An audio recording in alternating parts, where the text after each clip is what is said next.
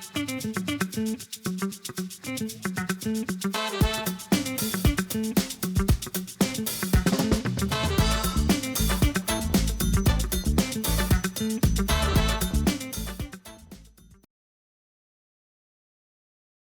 is not your NBC. This is CAN TV, Channel 21. And you are tuned in to the Black Star Still Rising program hosted by the Black Star Project, sponsored by the Black Star Project, and hosted by me, Stephen Black Butterfly Carter. I'm so happy to have my audience back here today. Today you're going to meet a general and find out what war he is battling with some troops, and I'm going to give you his name. Right, get your pencil and paper down, pencil and paper. You're going to need to be taking some notes on this gentleman who you're going to meet in a few minutes, but I got to do my shout-outs today. You know I got to do them today, and today's a special day. But let me start, though, with Darius Hillman, the executive director of the CAN TV studio here. I want to thank him for giving our organizations like the Black Star Project opportunities to present the programs and things that are happening in the community. And I want to also say, this is a kind of a shout out to my Divine Nine brothers and sisters who have started and continued part of the fundraising drive to keep CAN TV viable and a viable operation. Thank you, the AKs and the Alpha Brothers, my Alpha Brothers, who have already contributed to CAN TV. We're asking them, whatever year your organization was founded, want you to write your check. Like for Alpha Men, they're going to write it for $19.06. 1906 was when we were founded. AKAs, Deltas, we got some Deltas in already, some Qs coming in already. We're going to have a great project, my Divine Nine brothers and sisters. Please do your part. This program is special. It's special because we're going to be honoring today the 7th anniversary of the passing of Philip Jackson, the founder of the Black Star Project, and the person that's making it possible and has done so much in the community in furthering the mission of the community. And we're so glad that he is in our memory and has passed on his legacy to Gloria Smith, the executive director of the Black Star Project. So I want you to tune in. If you haven't called your friends, tell them tune in to Channel 21. Call them now and have them start watching the program. Also want to give my thanks and shout out to Imani Payne. Imani, wave to our audience. All right, Imani, good. And she's the one that makes things happen in the studio, makes the sound and the visuals all perfect with this background. We couldn't get a better sound engineer or better engineers for our program. Got to also give the thanks out and shout out to my associate producer. That's Dr. Michael Washington and Mr. Ellis Taylor. Thank you for being there for us and making these things possible. I want to start out and now introducing who is going to become a friend. And I know already when I talked and prepare for a program like this, and I get a chance to talk to guests like this, I can tell when he's going to have, when they're going to ask, I'm going to ask him to come back again. I'm going to ask this gentleman again. This is Sel the General Dunlap. Here's his official title. We're going to give you his official title. He is the founder, creator of the War on Filth and Fear campaign. Yeah. He is a spiritual engineer in training. That means he's got more to do. And he's not so much an unsung hero. He is a hero that is just not sung about enough. You're still our hero. And you'll be sung out. They're going to be singing about you for ages. Yeah. Sel, yeah. Talk to my audience and tell them a little bit about some of the programs that you're doing. And should we talk about your motto? Give us your mantra. Can I sing for you first? Yes, you can. Go ahead. Why can't we be clean? Why can't we be clean? Why can't we be clean? Why can't we be clean? I see the trash and filth everywhere. It make it look as though we just don't care. Why can't we be clean? Why can't we be clean? Why can't we be clean? Why can't it goes on to tell a story? Of course, there are That's all more about stanzas story. to it. Yeah, and to answer that question, why can't we be clean? In many respects, it's because we won't be clean. We won't be clean. Tell We all won't. that. Yeah, we But won't be Tell clean. them that mantra, the other mantra that you have. It takes. If it takes a village to raise a child, we hear this all the time. Everybody's Takes a screaming village, this. yeah. Oh, it takes a village. It takes a village to raise a child. Okay, cool. But a clean village does it better. Just that simple. In every respect. We're going to have you repeat that later on. And we want to leave people with that idea that a clean village makes it even better. Much better. Okay. Much better. Our children experience a psychological trauma, unbeknownst to them, just walking by garbage, trash, and debris. It has been determined that if you live in that type of an environment long enough, it will take up residency in you, In your mind. And in your mind, yes. in your actions, Yes. in your language, Talk to them. Talk to them. in your language. Yes. The stuff that you do is, in many respects, is the result of that physical environment. Mm-hmm. Once filth takes up residency in you, you don't have no self-respect, You lose it. no self-esteem, Mm-hmm. no respect for other people, Yes. and there's virtually no respect for you. When people see that you're comfortable and you're willing to live in trash and debris, it doesn't really bother you. We have so much to talk about. I don't want to get out in front Well, of you you. know what? I got some. You're timing with this. I read something the other day. I must have been prescient about you. Here's what I read the other day.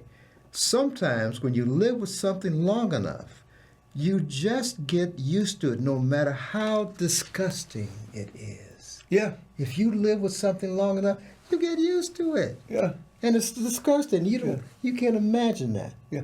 Those, if I can't go speak please, to them let's again, see. those of you who are watching us, Yes. certainly thank you. If you own a piece of property, what determines the value of your piece of real estate? Okay. I All know right. the magic words. Go ahead. Is how well you take care of it, but also your tolerance for those negative elements that drag your property value down.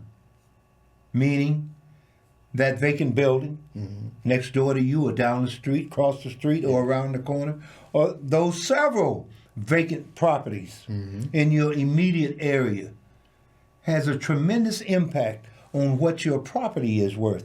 Can I tell you a short story You can about make a long story as long as it doesn't go past 5. Back in the 70s, I used to conduct Yeah. block club meetings. Okay. I would You facilitate the attend. meeting? I would attend block club meetings. Okay. And I would collect a dime from everybody Okay. until I had $1. Take those dimes, put them in my pocket, take out a dollar bill, put it in an ashtray, and set it on fire. That was demonstrative. Go ahead, Oh brother. man, they were free. Did they report you to the They were Department of free. Treasury Department? When the dollar bill had turned to ashes, Yes. I would ask, is there anybody here who would like to get their dime back? And some would be indignant. Yeah, give me my damn money back. You crazy? All right. And I'd give them back their dime. Others would say, no. I want to see where this is going. Yeah, yeah. And I would then tell the story that if they had put, say, $3,000 in the bank, went back sometime later Yes. to see what was happening with their money, and the banker said, well, Mr. and Mrs. Depositor, that interest that we promised you, Yes. We're sorry. It's not there. It's Not there. This, And that $3,000 that you brought to us, okay. it's only $2,500 now. All right. I said, we would see you on the 5 o'clock news. Absolutely. Somebody going postal on you. You should have the same attitude about your property values. Okay. All right. That value should be protected. You should be conscious of those things that drag your property value down. And at this time, I would pull out several pictures that I had taken of their block the day before. Well, back then, it was like 2 days, development time. But I would pull out pictures of abandoned cars on their blocks, empty buildings on their blocks. Some of them would be open. Pictures of the vacant lots, the curbs and gutters that would be broken sometime. Then there would be sidewalks that would be broken up, and they would just be tolerating it. Yes. Pictures of their alleys that looks like a bear's butt. All right? And I said, because you tolerate these conditions, your property value isn't at all worth what it should be worth. Right. Now, my program area was the far Austin area. Okay. Okay. We're familiar with that area, yes. Okay. And I would tell them that if your property was another 10 blocks further west, be in Oak Park. Okay. Be worth another Across that line, $25,000, $30,000. yes. Why? That's right. Because Oak Park was not tolerating that type of garbage in their community. And I applaud them for what they did to preserve their... You told me some of the stories about that. What was I never knew about Austin and how they maintained. Well, look, the 1968 Housing Act afforded black folk the opportunity to use FHA mortgages. Prior to that, we were trying to buy on contract. On contracts. All right. Yes, we know the story about the contracts. And you didn't yes. have to come up with very much money to take advantage of an FHA mortgage. I know of black brokers who were giving the homeowner, the purchaser, their down payment so that they could get their commission from the sale of the property. Right. All right? Right. Crazy mess like that. People wanted to pursue that American dream. Understood that.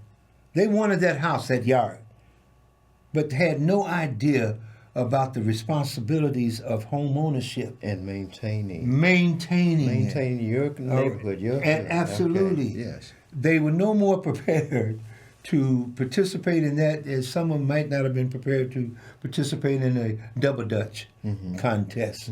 Had good intentions, and they deserved those intentions, but their pockets weren't deep enough to take care of their ongoing maintenance of a piece of property. Right. There were a lot of people. I served as the area property manager for HUD over an area that went from Western Avenue to Austin Boulevard. You were big time in this. I was. When I look back on it, yes, brother, I was. My area was from Chicago Avenue to 26th Street, virtually the west side. Yes. Back then. All right, and I was in charge of all foreclosed properties that were 1 to 4 unit buildings. Okay. Yes. And I did some creative things, like I would pass out flyers where some of my properties were on the block, telling people, if you catch somebody breaking into this building, call me. If I get there in time with the police to catch them, I'll pay you $150, no question asked. Oh, they're going to drop a dime, huh? Yeah. They are going to drop a dime there. I was successful in catching one guy as a result of a neighbor calling. Yes. People would break into those properties and strip them of their vitals, all right? Yeah. Making it all the more of an issue trying to bring them back. We were going through blue hell at that time. I was favored with an opportunity to get involved with some folk who were losing their property, going through foreclosure. I didn't have a background in high finance at all, but I just knew that something was wrong. I would march those people up into the bank, mortgage companies, demanding that they work out a forbearance agreement with them. Here comes the general. Watch out. Yeah. I mean, it was such a blessing to me. And there's some folk out in the Austin area right now, well, coming back west toward Western Avenue, who were losing their property, and I was able to intervene and restore their. I see. I drove through that this past Saturday, coming back from out in the suburbs from a funeral, and I saw all the. I'm not going to say gentrification, but there's still beautiful properties. And beautiful. The closer you get to the stadium, United Center, the more and more the property has increased in value, been maintained, etc. Absolutely, Yeah. absolutely, brother. Well, I believe that we all deserve to have a decent place to live. I do, and I know the value of having a decent home. A decent home. Why don't you talk about the ebony zone? Let's This talk about it in comparison to the blue zone in another place. Okay. Share that with our Speak audience. all right, the blue zones. A guy out of Minnesota went around the world, and he found 5 communities where people were living well into their 90s in good health. Good health. 5. They all enjoyed certain characteristics that contributed to the longevity and the well-being of the residents who lived in those areas. One was the food. Food? Okay. The food. You they said ate. about 5 things. You shared with us Yeah. 5 things the food that you they ate. Okay. Yeah. Good nourishment. Okay. So it's not only the longevity, but it was the quality of their The living. quality of the life. Okay. Another thing that he found in these communities, that the people woke up even at that age with a mission. 2. Okay. You're supposed to be writing. You're supposed to be writing this down. Take notes on what the general is telling us, sharing with us. Go ahead. There are 3 families in Inglewood that they're not taking notes right now, and I don't appreciate that. If you would, get a pen and pad. Okay, yeah. In Inglewood, please. All right. You know it. Almost. Okay. The other was that you exercise every day. Exercise. Exercise. Get up and do something. Get off your butt and do something. Walk around the block. Get a hobby that requires you to bend over. Some cardio, some Yeah. cardio training for your heart absolutely. and other things for your muscle strength, etc. Absolutely. Okay. The other is that if you're favored to have a mate at that age, Okay. it's a blessing. It's a contribution to your well-being. If you ain't got one, find one. I ain't gonna let me keep quiet. But also the environment that they lived in. All right, it was free of this garbage and trash and debris. Again, That's free means your mind is free too. thank you. You're in Free to control of create. your Yes, space. okay. Well, my vision is to introduce to Chicago one neighborhood, this concept of an ebony zone. Okay. Ebony, obvious. But it's going to take a different approach for us to change our eating habits. You know how much we be loving us some pork chops and neck bones. And I get a taste for it every now and then. I was once there. Yeah. Yeah. But I'm no longer there. But it takes an effort. It takes an effort, A mindfulness too. a mindful effort to Yeah. to change your mindset. My intent is not to offend folk, but to let folk know that I care. I do.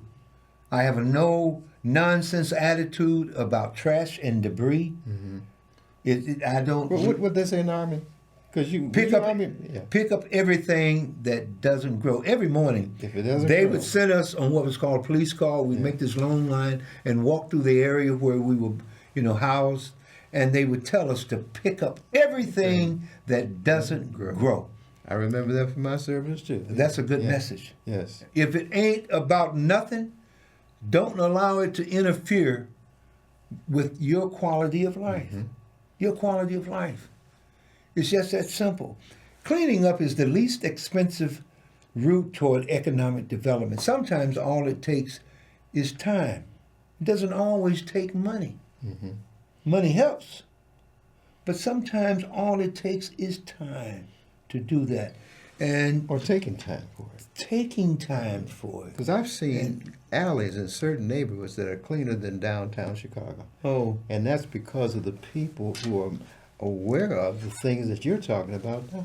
can I get real personal with you? Yeah. I said, tell them. Back in '75, I had this this female friend who was crazy about me, and I was a part of a business club out of. She was crazy about you? Oh, that's nuts. She crazy? Yeah, just nuts. Yeah. And I was going to Malcolm X. We had a business club that was out of sight. We used to give sets at the 500 room. And this particular night, I was dancing with her. She was one of Chicago's premier steppers. and she really helped me with my game on the Okay. floor. Okay. I asked her if she wanted to go home with me. She said, yeah. Fess up. We left 63rd Street. I drove the state, got to were you? Garfield, Okay. went west on Garfield, Where were you coming from? The Roberts 500 room. Roberts 5. Oh yeah, yeah. Yeah. That's right. I lived Okay. down the street. Okay. Yeah. West on Garfield to Western, north on Western, and we're talking. But I'm also pointing out to her the majestic appearance of those structures, those yes, houses. yes. I remember that, yeah. Oh, Yes. back in '75, just gorgeous, just right, gorgeous. Right. And I ended up taking her up north on Laramie and Diversey. I used to go Okay. up there to a clothing store called Irv's. I did too. All right. Oh man. Oh, yeah, yeah, That's buddy. Yes. Yes. Well, I was up there driving through the alleys, 2:30, 3 o'clock in the morning. Oh boy, I hope no cops saw And me. I'm telling, there were no blacks that far north. Yeah, no, no. All right. And I'm pointing out to her, I said, these alleys are cleaner than our streets. Yes. Yes. And I told her, I said, I want you to know who you getting ready to get in bed with. This is what I'm really all about. I was a flashy dude, referred to as a dapper dude. Ward Dapper proudly. Dan, huh? Absolutely. You said Dan, Still. right? Still. The bottom line is that I wanted her to know who I was, really, beyond my surface presence. Okay? And I have always been that way in terms of dealing with the position that the cleansing process starts from the inside, Okay. the inside out. Well, here's what you got to do. You got to do this, Sal. Yeah. Share with these folks out there, the ones in Englewood, other ones we haven't talked about yet, what they can do, how they either can volunteer to work with you and your organization or the organizations that you're working with to create what you just pictured as an ebony zone. Yeah. Well, first of all, I want you to understand I'm not afraid of dirt. I want to go with the mention that it might come in, and it comes in all kinds. It's not just trash on the the streets. It's also people.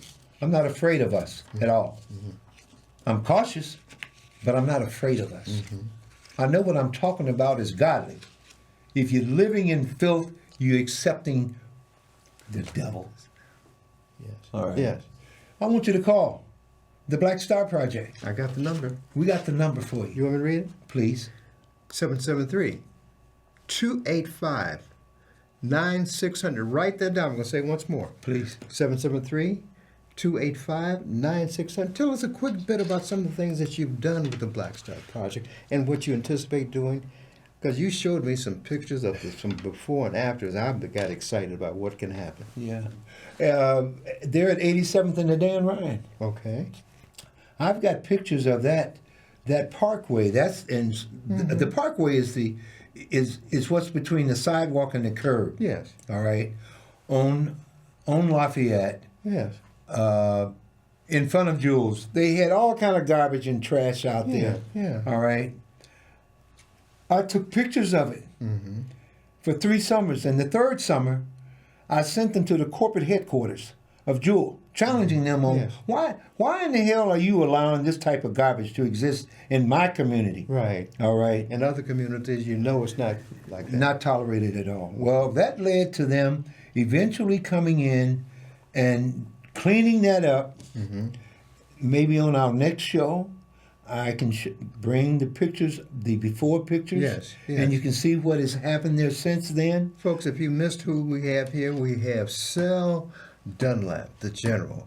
He's going to be talking about and bringing more opportunities for you to beautify your community, show you how you can work within the community with programs of the Black Star Project to beautify your community. Absolutely. When you go by the DuSable Museum, the street that is immediately west of the museum is called Payne. Payne Drive. Across the street, Yes. that enclave. 2 years ago, I walked over 150 feet into that area. You couldn't even see the museum because of the trees growing over. I got in touch with the director of the maintenance for the park department. Mm-hmm. They came out, not only pruned that, but they pruned all the trees around the DeSable Museum. They acknowledged how neglectful they had been. Obvious. All right. I'm in a knockdown, drag-out battle now with the director of the museum over there, which I'm... Okay. Here's But the what bottom we line want you is... to do. Go. I want to do it right now before we go off there. Put your arm up. I want to thank you for coming and sharing these words. And look at our audience. Yeah. Tell them, come on back. Listen, look at them. They're out there. The ones in Englewood, they're still walking. So, Yes. thank you for being with us today. And again, we're honoring the 7th anniversary of Philip Jackson's passing. Philip Jackson. And his legacy they left with Philip Gloria Smith. Jackson. Philip Jackson. All right. Thank Philip you, Jackson. folks, for being with us today. And don't forget, those Black Greeks, these Divine Nine, get your money ready to support CAN TV Channel 21. Yes, Thank sir. you.